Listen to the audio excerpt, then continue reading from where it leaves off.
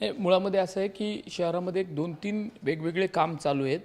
एक भूमिगत गटारचं काम चालू आहे, एक पाण्याच्या नवीन पाणीपुरवठा योजनेचं काम चालू आहे आणि प्लस गॅस लाईनचं काम चालू आहे.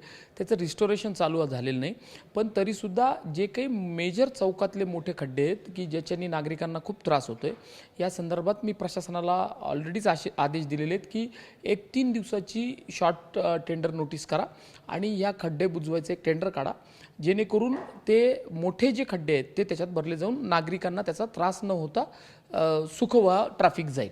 पण आपण बघतो क्रांती चौक हा शहराचा आत्मा आहे, त्या ठिकाणी सुद्धा मोठे खड्डे आहेत, त्या ठिकाणी 15 दिवसापूर्वी माती टाकली होती, पण त्याचा काय फायदा झाला नाही.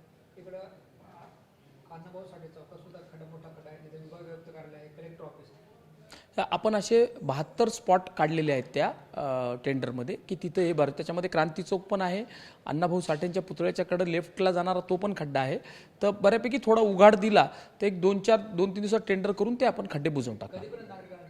या 8 दिवसात नक्की 100% डील असं मिळणार. छत्रपती संभाजीनगरमध्ये आपला हा जर रस्ता बघितला तर जिल्हाधिकारी कार्यालय समोर आहेत. इथं जिल्हाधिकारी यांचा बंगला आहेत, विभागीय आयुक्त कार्यालय मराठवाड्याचं मुख्य कार्यालय इथं आहेत आणि आयुक्त साहेबांचा मनपा कमिशनरचा बंगला आहेत. बाजूला विभागीय आयुक्त जी श्रीकांत साहेब यांचा बंगला आहेत.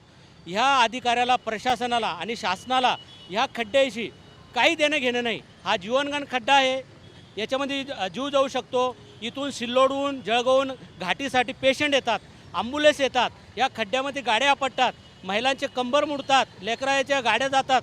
ते शासनाला, प्रशासनाला याच्याशी काही घेणं देणं नाही.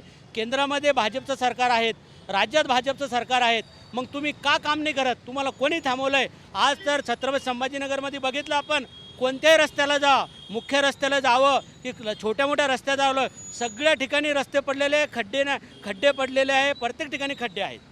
पर्यटनाची राजधानी असलेल्या छत्रपती संभाजीनगर शहरातील रस्त्यांना खड्ड्यांचा विळखा पडलाय. आता मी छत्रपती संभाजीनगर शहरातील अण्णाभाऊ साठे चौकात आहे. आपण बघतोय हा रस्ता जो आहे तो अतिशय महत्त्वाचा आहे, कारण वर जे आहे ते विभागीय आयुक्त कार्यालय आहे, उजव्या बाजूला जिल्हाधिकारी कार्यालय आहे, एकूण शासकीय विश्रामगृह आहे. मात्र असं असताना या मुख्य चौकातील हा जीवघेणा खड्डा आपण पाहतोय. आता जे आहे ते थोडासा पाऊस पडलाय आणि त्यामुळे जे आहे ते खड्ड्यात अशा पद्धतीचं पाणी साचलंय. मात्र या चौकातून आल्यानंतर हा खड्डा कुणाच्याही वाहनधारकांच्या लक्षात येत नाही, त्यामुळं आलेलं प्रत्येक वाहन जे आहे ते अशा पद्धतीने या खड्ड्यातून जातोय. आपण बघतो ही महानगरपालिकेची बस होती, पहिली खड्ड्यात गेली आणि खड्ड्यातून वर आली. अगदी दुचाकी स्वारांना सुद्धा अगदी तारेवरची कसरत करून या खड्ड्यातून मार्ग काढावा लागतोय. खरं तर शहरातील अनेक ठिकाणी असे खड्डे आपण पाहतोय आणि मात्र महानगरपालिका याकडं साफ दुर्लक्ष करते का, हा सुद्धा प्रश्न आहे. खरं तर पावसाळा सुरू झाला आहे, 2 महिने उरलेत, मात्र शहरातील खड्डे जैसे ते आपल्याला पाहायला मिळतात. खरं तर छत्रपती संभाजीनगर शहरातील हा केवळ रस्ता नाही तर विभागीय आयुक्त कार्यालय असल्यामुळं मराठवाड्यातील प्रशासकीय दुवासुद्धा हाच रस्ता आहे. मात्र शहरातील मुख्य चौकातील हा सगळा खड्डा आपण पाहतोय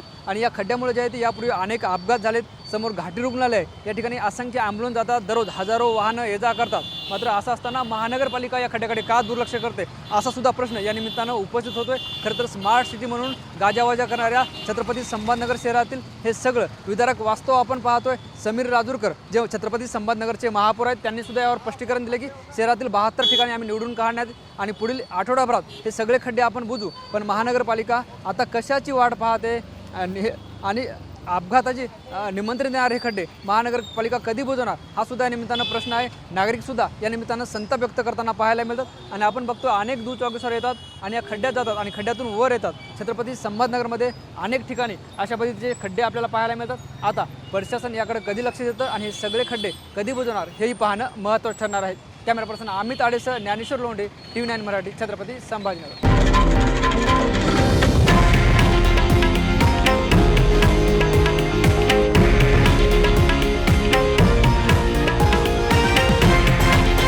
हे आहे देशातील नंबर 1 न्यूज नेटवर्क आणि आपण पाहत आहात TV9 मराठी, एकमेव.